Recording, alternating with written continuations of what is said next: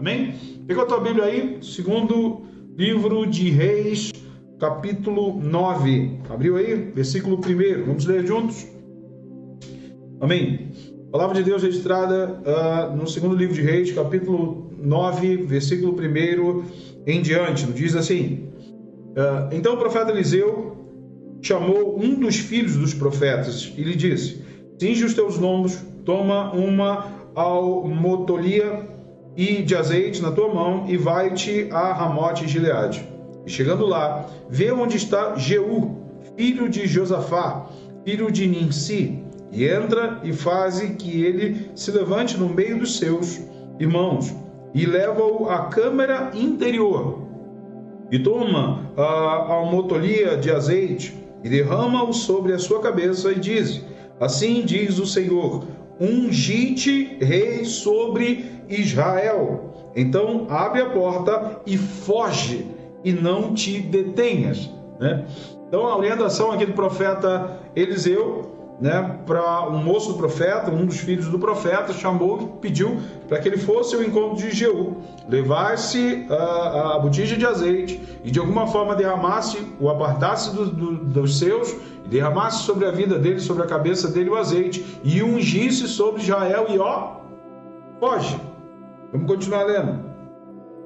Foi, pois, o rapaz, o jovem profeta, a Ramote Gileade, e entrando ele, eis que os capitães do exército estavam assentados ali, e disse: capitão, tenho uma palavra para te dizer.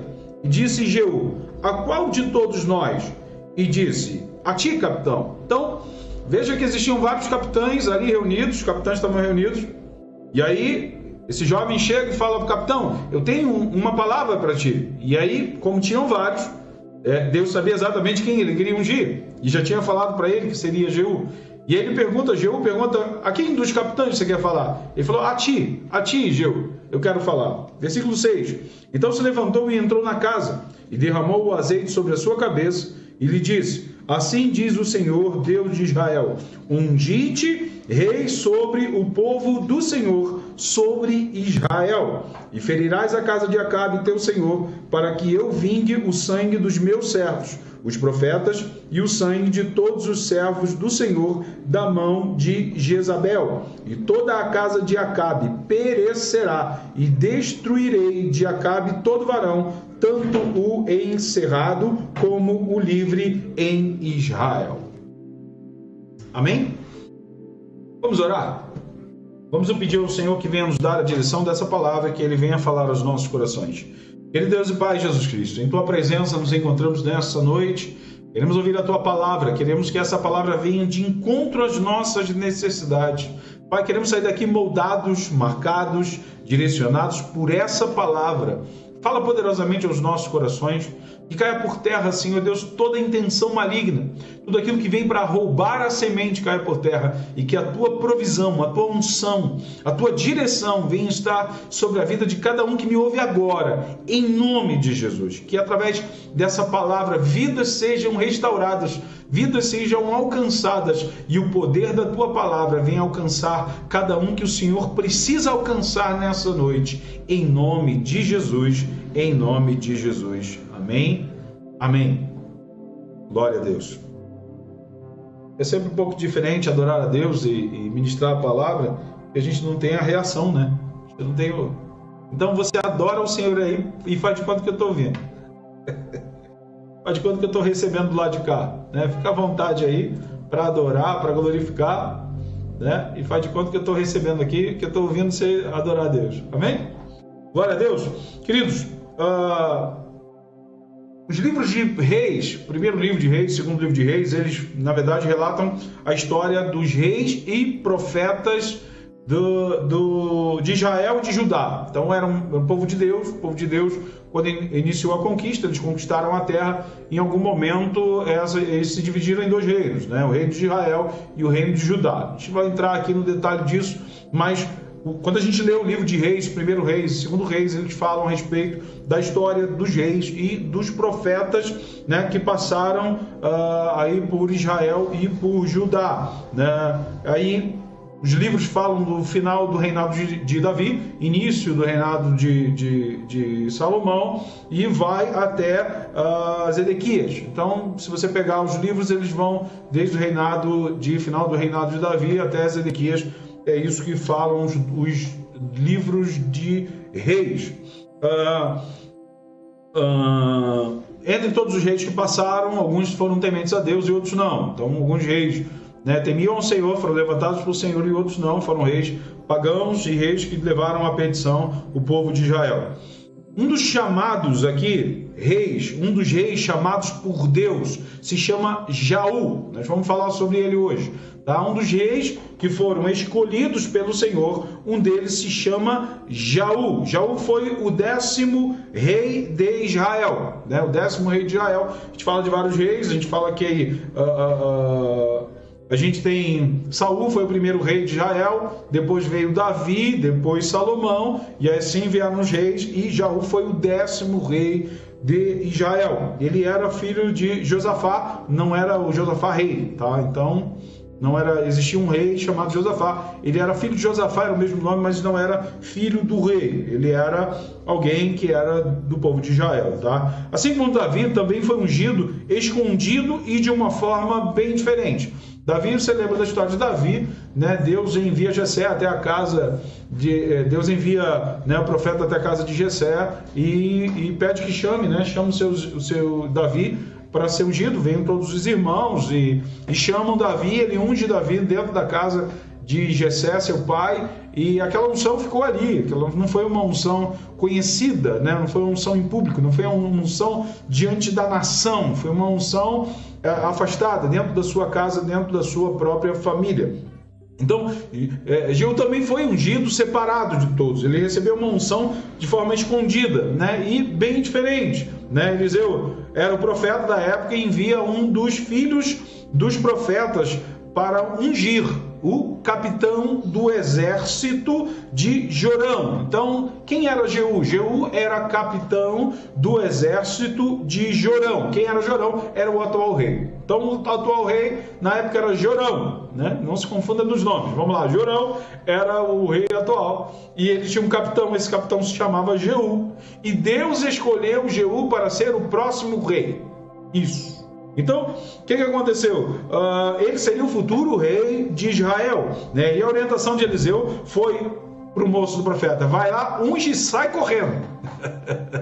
Vai derramar um azeite na cabeça dele e sai correndo, O rei Jorão, só para você ter uma ideia da história, o rei Jorão era filho de Acabe e Jezabel. Então você conhece, esses dois aí são bastante conhecidos na Bíblia. Acabe foi um dos piores reis já existente, que levou realmente a apostasia a Israel, e ele era casado, ele tinha uma esposa chamada Jezabel, que foi quem realmente mandou aquela palavra de perseguição para Elias. Então, Acabe e Jezabel geraram Jorão. Você pode entender que a situação de Israel não era muito boa diante dessa preeminência, tá? Jorão era filho de Acabe e Jezabel. Ele sucedeu seu pai no reinado. Então, Acabe passou o reinado para Jorão, tá? E naquela época havia uma apostasia grande de Israel e da família real. De verdade, o que acontecia com Israel era reflexo daquilo que acontecia na família real. Jorão se feriu gravemente numa guerra contra os sírios. E aí ele vai se tratar, ele teve uma ferida grande, ele vai se tratar em Jezreel, Ele vai lá para se recuperar. Vou ler aqui a Bíblia, toda a história, mas está em 2 Reis, capítulo 8, versículo 28 a 29. Então, o rei Jorão, ele se fere ele numa guerra contra os sírios, e aí ele se fere gravemente. A Bíblia diz que ele vai se tratar em Jezreel, ele vai para essa cidade se tratar. Nesse momento de fragilidade do povo de Deus, nesse momento de fragilidade do reinado, Deus levanta Jeú com um propósito. Qual era o propósito? Bem claro que Deus deixa quando escolhe Jeú. Deus tem um propósito de exterminar toda a casa de Acabe e Jezabel, tá? E fazer justiça contra todo o sangue derramado dos servos e profetas do Senhor. Nós lemos isso, no capítulo 9, versículos 6 a 10.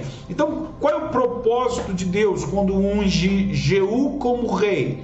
A ideia era exterminar a casa de Acabe. A ideia era exterminar Jezabel. Deus tinha um propósito específico na vida de Jeú. E por isso o chama com um propósito e o unge para isso. Qual era o objetivo dele? Exterminar com Acabe, Jorão, Jezabel e toda a casa de Acabe, todos os filhos de Acabe. Esse era o propósito de Deus quando levanta Jeú para ser rei.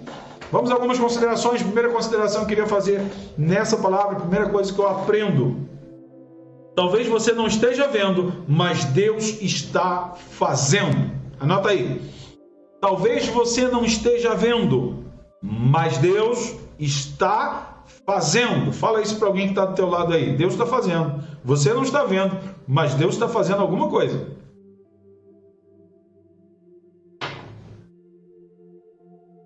Amém?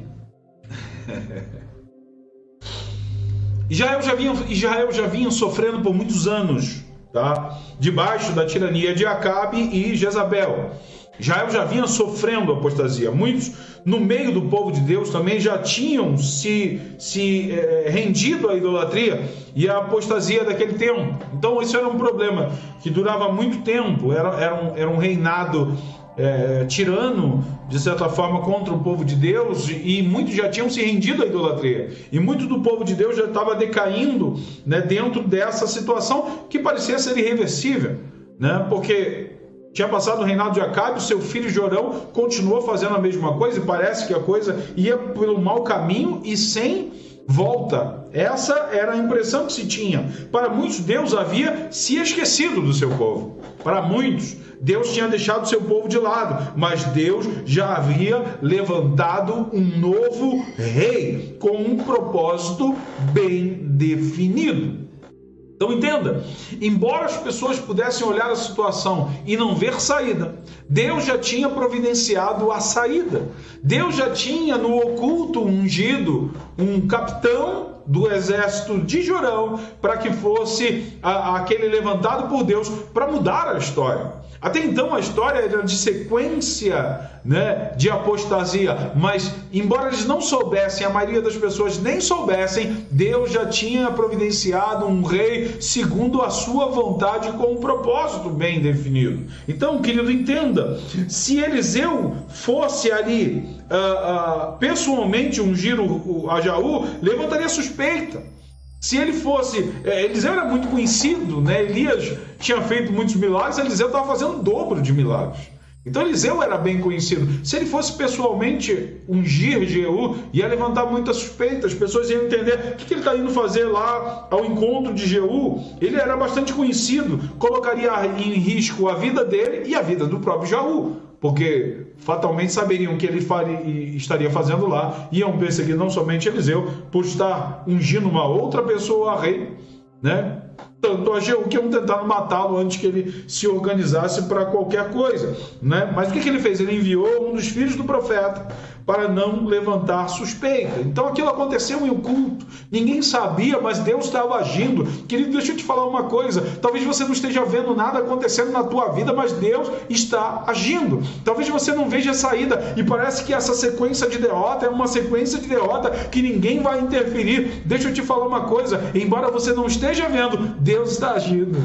Embora você não consiga ver, Deus já está agindo. Amém? Você pode dar um glória a Deus aí por causa disso? Deus está agindo. Ninguém viu, mas Deus já havia levantado um novo rei. Ninguém conseguiu enxergar, mas Deus já tinha estabelecido um novo rei. Assim foi com Davi. Estava lá Saul se perdendo, se desvirtuando, saindo da presença de Deus e dos propósitos de Deus. Ninguém sabia, mas Deus já tinha ungido Davi. Ninguém sabia o que estava acontecendo, mas Deus já tinha providenciado a saída. Entende isso? Amém? Poucos sabiam, mas Deus estava agindo. Talvez você não saiba ainda, mas Deus está agindo. Talvez você olhe para a sua vida hoje e pense que Jesus lhe abandonou, que Jesus lhe deixou. Você parece que o Senhor te deixou à deriva no meio dessa tempestade. Talvez você olhe para a tua vida e diga o seguinte: Senhor, Deus me largou, Deus me abandonou no meio de uma tempestade. Deixa eu te falar, meu querido, uma coisa, entendeu? O Senhor já providenciou a saída.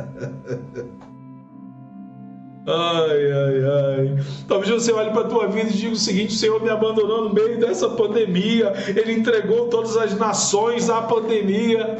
Talvez você diga: o Senhor abandonou tudo. Querido, sem medo de errar, Deus está agindo, Deus está agindo, Deus está agindo. Aleluia. Talvez você não esteja vendo, mas Deus está fazendo. Talvez você não esteja vendo, mas Deus está fazendo. Talvez você não esteja vendo, mas Deus está fazendo. Deus está fazendo. Fala para o teu irmão que está ao teu lado aí: Deus está fazendo. Amém. Fala para você mesmo, se você está sozinho: Deus está fazendo. Eu não estou vendo, mas Deus está fazendo. Glória a Deus. Segunda coisa que eu queria compartilhar contigo dessa palavra: Deus nunca perde o controle. Anota aí: Deus nunca perde o controle. Amém? Eu queria que você voltasse um pouco à história. Primeiro livro de Reis, capítulo 19. Tá? Primeiro livro de Reis, capítulo 19. Passagem bem conhecida. Primeiro livro de Reis, capítulo 19, versículo 13. Abre aí comigo. Vamos ler. 19, 13. Amém? Abriu aí? Conseguiu? Amém. Vamos lá. Essa passagem é muito bem conhecida. Ela fala de Elias. Tá? A gente está falando de Elias. Assim que ele fez um desafio com os profetas de Baal, matou os profetas. Depois ele recebeu uma ameaça da Jezabel. Nós falamos aqui dela. Recebeu a ameaça da Jezabel. Vamos aqui. Primeiro livro de Reis, capítulo 19, versículo 13. Diz assim: E sucedeu que, ouvindo Elias, envolveu o seu rosto na sua capa e saiu para fora e pôs-se à entrada da caverna. E eis que veio a ele uma voz que dizia: Que fazes aqui, Elias? E ele disse: Eu tenho sido um extremo zeloso pelo Senhor, Deus dos exércitos, porque os filhos de Israel deixaram o seu concerto, derribaram os teus altares e mataram os teus profetas à espada. E eu fiquei só. A visão de Elias. E buscam a minha vida para me tirarem. E o Senhor lhe disse: Vai, volta pelo teu caminho para o deserto de Damasco. Vem e unge a Azael, rei sobre a Síria. Também a Jeú, olha ele aqui, o Jeú aqui. Então, unge também a Jeú, filho de Ninsi, ungirás a rei de Israel. Então, aqui a gente está vendo Deus falando com Elias. E um dos reis que ele deveria ungir era o Jeú, tá? E também Eliseu, filho de Safate, de Abel-Meolá, ungirás profeta em teu lugar, né? E falou para ele ungir o Eliseu, que ele nem conhecia ainda, tá? Ele nem conhecia Eliseu. Aqui Deus dá um nome para ele. E há de ser que o que escapar da espada de Azarel, matá-lo-á Jeú. E o que escapar da espada de Jeú, matá-lo-á Eliseu. Também eu fiz ficar em Israel 7.000, todos os joelhos que se não dobraram a Baal, e toda a boca que não o beijou. Então, aqui a gente está falando da vida de Eliseu. Elias, a gente sabe que ele chamou Eliseu, né, para ser o seu sucessor, ele preparou para ser um discípulo dele e ele sucedê-lo, tá? Então, voltando um pouco à história, a gente falou lá na frente, a unção de Jeú foi feita através das mãos, né, do profeta que estava com Eliseu. Aqui a gente está falando, voltou um pouco na história, falamos lá atrás de Elias, tá? Quando Elias recebe a afronta de Jezabel e desiste do seu chamado e pede a morte, Deus o resgata na caverna. Esse é o texto que nós lemos, tá? E argumenta, né, que Deus faz algumas argumentações, algumas coisas e lhe dá algumas diretrizes antes de morrer, né? Ele pediu a morte, ele entrou numa caverna, disse que queria morrer, e aí Deus o chama, o resgata e fala com ele: você não pode morrer agora, porque eu ainda tenho um propósito na tua vida.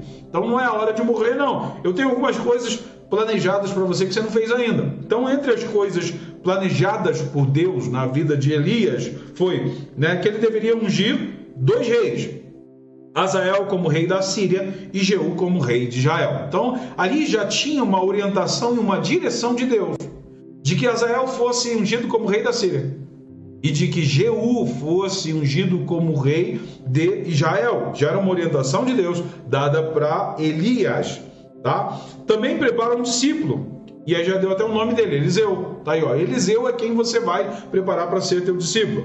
E também você precisa tomar conhecimento, foi a direção de Deus para ele, de que não era o único da resistência. Então existia um povo que estava decaído, ele achou que era só ele, que não tinha mais ninguém, ele era o único fiel a Deus, mas Deus falou para ele: olha, não é só você, eu ainda tenho 7.000 joelhos que não se dobraram a Baal. Então, você não é a última bolacha do pacote, né? Ou biscoito do pacote, né? Aí não vou entrar nessa discussão. Mas você não é o último do pacote, você ainda tem 7.000 que ainda não se dobraram, você não é o último da resistência, não. Ainda tem muita gente que você precisa alcançar, que vai estar do teu lado nessa guerra, e a guerra não está perdida. Querido, já estava no projeto de Deus ungir Jeú, entenda isso. Já estava no projeto de Deus ungir Jeú como rei de Israel, antes mesmo de Elias conhecer Eliseu, que seria o seu sucessor. Então, Deus continuava no controle. É isso que eu quero que você entenda.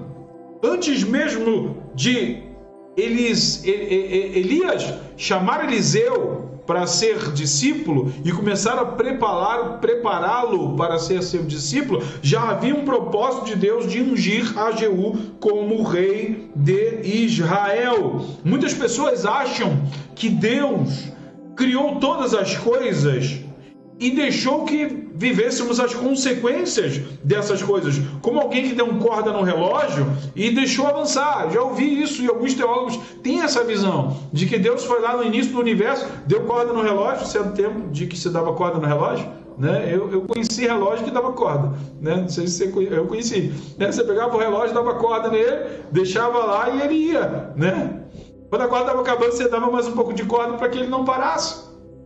Hoje você não precisa disso mais, mas as pessoas acham que Deus fez isso com o universo, deu corda no universo e largou e deixa a coisa acontecer. Tem muitas pessoas que acham que Deus faz dessa forma. Querido, deixa eu te falar uma coisa, querido. Deus não perde o controle das coisas. Deus está no controle de tudo. Deixa eu repetir para você entender. Deus está no controle de tudo. Amém? Ele sabe o que irá acontecer amanhã e nos próximos séculos. Deus sabe o que vai acontecer e Ele continua no controle de tudo. Às vezes a gente acha que Deus nos largou no meio da pandemia, nos largou na tempestade, nos largou na situação que estamos vivendo. Querido, entenda uma coisa: Deus sempre está no controle de todas as coisas. Amém? Pare de achar que tudo está perdido. Talvez você é que tenha se perdido. Não é que as coisas se perderam, talvez você tenha se perdido quando deixou de confiar nele, quando começou a achar que estava à deriva.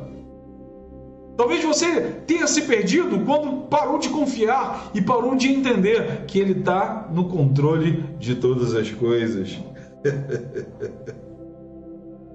Saia dessa caverna. Deixa eu ficar pertinho aqui, ó. Sai da caverna. Sai dessa caverna. Deus ainda tem propósito em tua vida. Foi assim que Deus fez com Elias. Falou: Elias, sai da caverna. Ele entrou na caverna, pediu a morte, queria morrer. E aí Deus chamou ele para fora e perguntou: o que você está fazendo? Eu gosto dessa passagem. Eu gosto quando Deus diz assim para Elias: o que você está fazendo aí, Elias?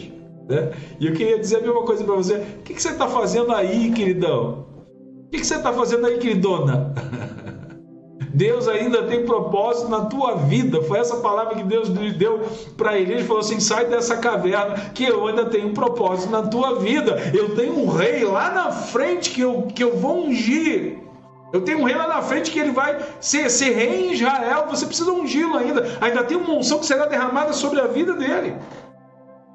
E às vezes a gente acha que Deus nos largou, nos abandonou. Querido, ainda que as notícias sejam de caos, Deus nunca perde o controle. Deus nunca perde o controle. E Ele está com o controle da tua vida agora nas mãos. E Ele sabe o que vai fazer hoje, e sabe o que vai fazer amanhã, e sabe o que vai fazer daqui a alguns séculos. Deus está no controle. Amém? Glória a Deus. Terceira e última coisa que eu queria compartilhar. Toda unção tem propósito. Anota aí, toda unção tem propósito. Se tem alguém do teu lado, declara para ele: toda unção tem propósito. Se você está sozinho, diga para você mesmo: toda unção tem um propósito.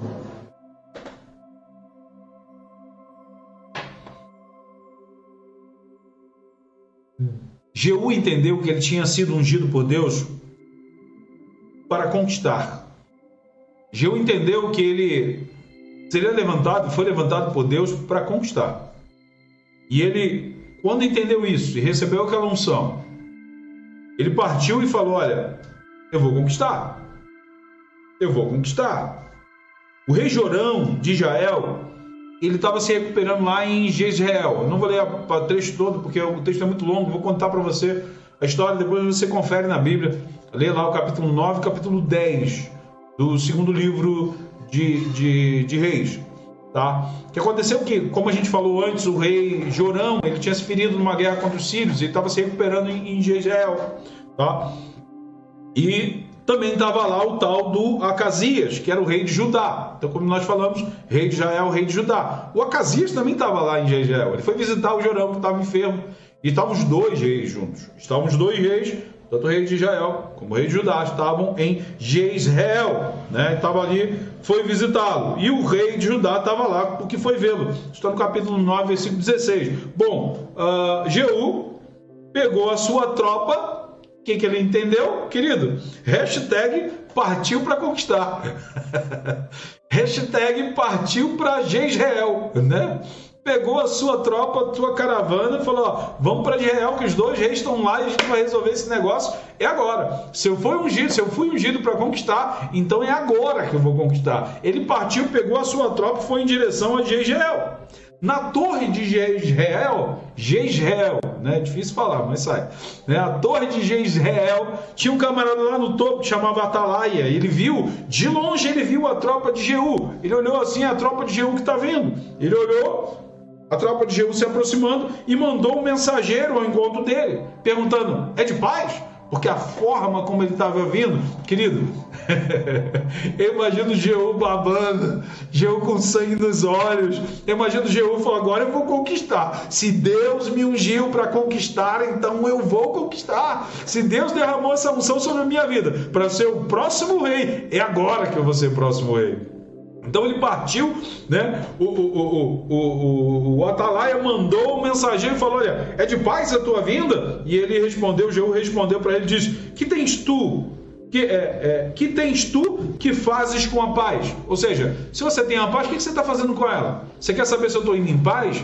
Se você tem paz, o que você faz com a sua paz? Faz o seguinte: passa para trás da tropa, sai da minha frente, porque eu estou indo. O mensageiro, o Atalaia lá que estava na torre, olhando, falou: o mensageiro não voltou. Mandei o mensageiro para saber se era de paz. Ele não voltou. Vou mandar outro mensageiro. Mandou outro mensageiro. Jeú recebe. Ele pergunta: é de paz a tua vinda? Ele olhou: para que você quer paz? Você tem paz para usar para quê? Passa para trás da tropa, porque eu estou avançando. Sai da minha frente. E aí o Atalaia olhou e falou: o segundo também não veio. E aí foi correndo contar para os reis. né, Jorão e Acasias falaram assim: mas ele não veio? Não veio. Então nós vamos entrar nos carros e nós vamos ao encontro de Jeú. E aí os reis se reuniram e foram atrás dele. Então Jorão e Acasias vão ao encontro de Jeú no campo de Nabote. Eles se encontram no campo de Nabote e aí fazem a mesma pergunta: Jeú, você está vindo aqui por quê? Né? A paz, Jeú? Né? E Jorão pergunta para ele, que era o rei, pergunta para o seu capitão, que tinha sido ungido por Deus: a paz, Jeú? E ele respondeu dizendo: não pode haver paz enquanto houver prostituição e tantas feitiçarias da sua mãe Jezabel. Aqui Jeú está com uma decisão no coração dele, dizendo o seguinte: olha, acabou. Como é que você fala de paz se a gente está vivendo prostituições, se a gente está vivendo feitiçaria, se a gente está vivendo coisas que não são do agrado de Deus? E enquanto não houver a vontade de Deus, então não há paz. Então entenda que a paz ela se estabelece quando Deus está no controle das coisas. E até então quem estava no controle das coisas não era alguém de Deus, mas Deus levantou Jeú para tomar a frente. E aí ele parte para a conquista quando Jorão vê que a situação não era de paz para o lado dele. E Acasias vê que não é, sai correndo. E ele sai correndo de Jeú. E a Bíblia diz que Jeú, né? Vamos falar das conquistas aqui de Jeú. Assim matou Jorão com uma flechada. A Bíblia diz que Jeú lançou sua flecha e atravessou e matou, né, entre os braços de Jorão, e assim ele matou o rei Jorão. Ele também perseguiu Acasias e o matou no caminho de Meguido. O caminho, Acasias pegou um outro caminho, eles foram atrás, e um dos seus capitães, e aí capitão de Jeú, foi e matou Acasias também. Ele chegou em Jezreel. Quem estava em Jezreel? Jezabel. Jezabel se pintou, a Bíblia fala sobre isso, pintou os olhos, olha só, enfeitou a sua cabeça e olhou pela janela. Jezabel foi lá: Jeú está chegando, matou todo mundo, está chegando para conquistar. Aqui a Jezabel foi lá, se pintou toda, arrumou o cabelo e deu uma olhada da janela, né? Olhou para Jeú da janela. Imagina o que ela queria com Jeú. A Bíblia diz que Jeú entrou pelas portas, olhou pela janela, estava ela lá na janela olhando para ele, lá de cima. Aí Jeú olhou assim, perguntou para todo mundo que estava no palácio, que estava ali em Jezreel, falou: tem alguém aí que está comigo? Né? Alguns de vocês, soldados aí, estão comigo? E a Bíblia diz que 2 ou 3 eunucos, olharam para Jeú, olharam para Jezabel, pegaram Jezabel e jogaram ela lá de cima. E ela caiu, e a Bíblia diz que ela se espatifou embaixo, o sangue já aspergiu, e ele Jeú ainda passou com um carro em cima dela, ainda atropelou ela para garantir que ia acabar de vez com a vida dela, tá? E essa foi a ação de Jeú dentro do propósito de Deus, tá bom? Jeú, o que ele fez? Depois ele escreveu cartas a Samaria, porque a ordem era acabar com todos da casa de Acabe.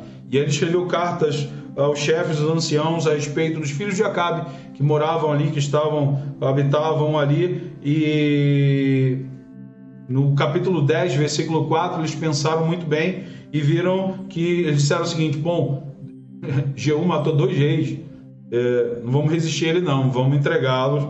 E o que aconteceu é que não tinha como resistir a Jeú, porque ele tinha um propósito bem definido, estava muito focado naquilo que ele tinha que fazer. Assim, eles mesmos entregaram os descendentes de Acabe mortos. Então ele recebe aí os descendentes de Acabe, que eram 70 descendentes de Acabe. O próprio povo entregou eles mortos. Bom, sem atentar muito para essa carnificina que aconteceu, e a gente vai falar de coisas terríveis aqui, é entender, querido, que precisamos entender que Jeú foi ungido para um propósito. Então entenda isso.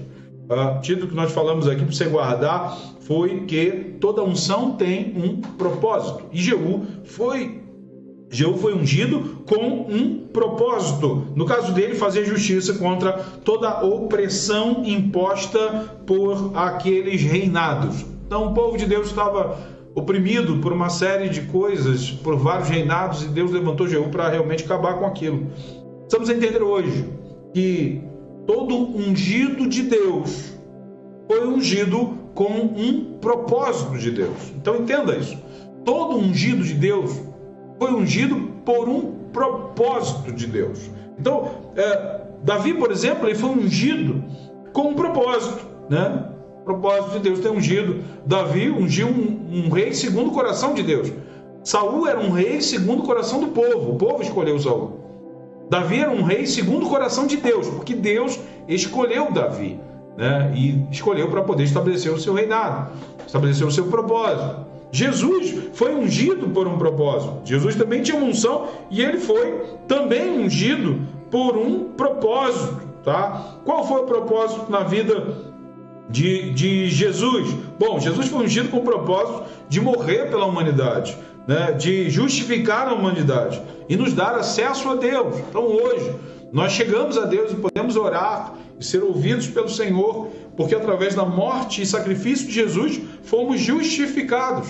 Então Deus ungiu Jesus com um propósito. Davi foi ungido com um propósito. Todos os ungidos de Deus foram ungidos com um propósito. Deixa eu te falar, você foi ungido por Deus com um propósito, tá? Você não foi ungido por Deus para dizer que tem unção. E é muito comum isso. A gente vê pessoas se dizem gente de Deus, servos de Deus, dizem eu tenho unção de Deus, mas tem unção de Deus para quê? A unção de Deus ela tem um propósito definido. Deus ungiu você, ungiu a mim com um propósito bem definido. Não é para dizer que a gente tem unção, não. É para usar essa unção. É para ser instrumento de Deus. É para se levantar como ungido de Deus e agir no propósito de Deus. Querido, está na hora de usar a unção que você recebeu. Sacode alguém que está do teu lado aí e diz, está na hora de usar a unção que Deus te deu. Está na hora de você colocar em ação o propósito pelo qual você foi ungido. Às vezes nós recebemos a unção de Deus, tá bom, eu sou ungido de Deus, tá bom, derramou óleo sobre a minha cabeça. Deus quer você agindo, Deus quer você trabalhando, Deus quer você operando, fazendo alguma coisa dentro do propósito dele. Entenda isso. Querido, nunca diga que na atual circunstância não sou necessário. Nunca diga que na atual circunstância não sou necessário. Porque Deus derramou uma unção sobre a tua vida para esse tempo também. Para o tempo antes da pandemia, para o tempo dentro da pandemia e para o tempo depois da pandemia. Deus tem propósito na tua vida para esse tempo. Pastor, se o tempo está fechado, eu não tenho o que fazer. Tem. Tem. Se procurar, acha. Se começar a ouvir a voz de Deus, falar, Senhor, o que eu preciso, o que eu posso fazer? Eu tenho certeza que Deus vai te dar estratégias, que Deus vai te dar direção, que Deus tem algo para você fazer, para impactar essa geração, porque você não foi ungido à toa. Deus, quando nos ungiu para todo o propósito dele em todo o tempo. O reino de Deus precisa que você esteja agindo. O reino de Deus precisa que eu esteja agindo. E não teria ungido a mim e a você se era somente por um tempo. A unção de Deus ela vai muito mais além do que qualquer coisa dessa terra. A unção de Deus e o propósito de Deus, ela vai muito além de desculpas ou razões que a gente possa encontrar para ter parado, para ter entrado numa caverna como fez Elias. Todas as vezes que a gente entra numa caverna e diz, Senhor, só sobrou eu, Deus vai dizer para você, coisa nenhuma. O meu propósito ainda não terminou na tua vida. Sai dessa caverna e segue em frente. Eu não sei te dizer se Elias chegou a ungir a Jeú, mas com certeza isso era um propósito de Deus, que se não aconteceu na vida de Elias, aconteceu na vida do seu sucessor Eliseu. Quando Deus tem um propósito, Ele faz, independente das circunstâncias, independente de perseguições, independente de pragas, independente dos tempos, independente dos séculos. Deus ungiu você para ir muito além. Muito além. E se você foi ungido, querido, foi ungido por um propósito. e que esse propósito seja um propósito de conquista. Está na hora de avançar na tua conquista. Tempos são maus, pastor São. Pois é, está na hora de avançar na conquista. Mas eu não sei, está na hora de avançar. Pastor, mas o que eu vou fazer? Não sei, quem recebeu a unção foi você. A unção que Deus me deu, eu estou trabalhando com ela. A unção que Deus te deu, você também precisa trabalhar com ela. Mas o que eu vou fazer? Não sei. Começa a falar com Deus, que foi Ele que te ungiu, Ele que te separou, Ele que te chamou. Elias, quando sentiu que o propósito na vida dele tinha terminado, ele entrou numa caverna e Deus o resgatou. Talvez essa noite o Senhor queira resgatar você de algumas cavernas, de algumas situações que você entrou e não quer sair dela. Deixa eu te falar alguma coisa de Deus hoje. Deus continua com um propósito muito bem definido na tua vida, porque Ele não perde o controle. O controle continua nas mãos dele. Talvez você ache que tudo que está acontecendo já era. Não, querido. O propósito de Deus não se perde. Amém? Queria orar contigo e pedir ao Senhor que através dessa história que nós lemos, de toda a história que nós lemos de Jeú, que Deus já havia e tinha um propósito muito bem definido na vida dele. Queria que você entendesse nessa noite que Deus tem um propósito grande na tua vida. Talvez você nem conhece Jesus, você nem crente é. E eu quero liberar essa palavra para a tua vida. Deus tem um propósito muito bem definido para a tua vida. Basta você entrar nesse propósito e dizer assim, eu quero. Eu me rendo. Eu preciso. E o Senhor vai mudar a tua história. O Senhor vai mudar a tua vida. Vamos orar? Querido Deus e Pai Jesus Cristo, diante da tua presença, Senhor, nos encontramos nessa noite. Quero orar agora, Senhor, sobre cada vida que está nos ouvindo agora. Cada pessoa que está assistindo esse vídeo, cada pessoa que está acompanhando pelas redes sociais. Que a tua bênção, Senhor Deus, se estenda sobre cada lar onde nós chegamos, Senhor Deus, onde nós entramos. Que a tua provisão, Senhor, venha. Que o teu propósito se estabeleça. Que vidas sejam transformadas pelo poder do teu evangelho. Senhor, levanta o meu irmão que está caído, que está desistido, que está desanimado. Levanta essa pessoa, Senhor Deus, que não vê mais saídas. Senhor, essa pessoa que entrou numa caverna, Senhor, e acha que acabou o teu propósito na vida dela. Levanta de novo, Senhor. Pai, dá novos sonhos, novos projetos. Para essa pessoa, Senhor Deus, que pensa que está tudo acabado, que o Senhor parou tudo, que as circunstâncias são ruins. Pai, levanta essa pessoa como um profeta para essa geração. Pai, levanta, Senhor Deus, homens e mulheres que possam entender, compreender e se lançar no teu propósito. Entender que o teu propósito vai além de uma pandemia, vai além das circunstâncias, vai além daquilo que estamos vivendo hoje. Pai, alcança cada vida agora, que se estabeleça a tua vontade e que possamos levantar, Senhor Deus, nessa noite, Pai, pessoas, homens, mulheres, cheios da tua unção, cheios do teu propósito, cheios da tua graça, cheios da tua direção, Senhor, valentes para fazer uma grande obra para ti, Senhor. Levanta valente, Senhor, nessa noite, levanta valente, Senhor. Levanta, Senhor Deus, generais, Senhor, levanta, Senhor, capitães. Assim como o Senhor levantou um capitão Jaú para ser rei, para estabelecer a tua vontade, para exterminar, Senhor Deus, a idolatria, para exterminar, Senhor, Pai, a feitiçaria, para exterminar tudo aquilo que não era da tua vontade. Que possamos, Senhor, ser boca profética nessa geração, para trazer essa geração de novo aos teus pés, Senhor. Em nome de Jesus, Senhor, em nome de Jesus. Em nome de Jesus, amém. Amém. Amém. Tem alguém do teu lado, diga assim, se levanta, querido. Deus ainda tem propósito na tua vida.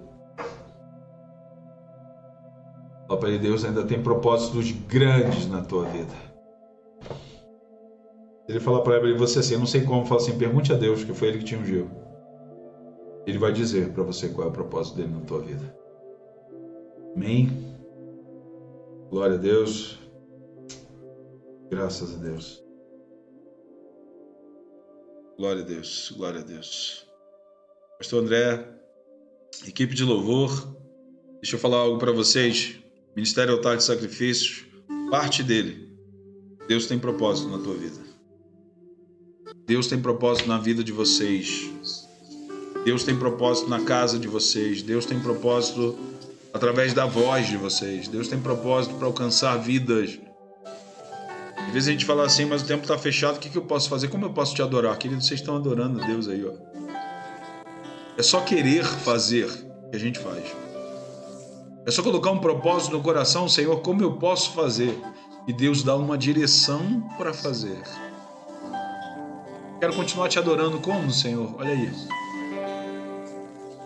Deus tem propósito na casa de vocês, na vida de vocês. Continuem adorando a Ele. Continuem colocando a vida de vocês aos pés dEle.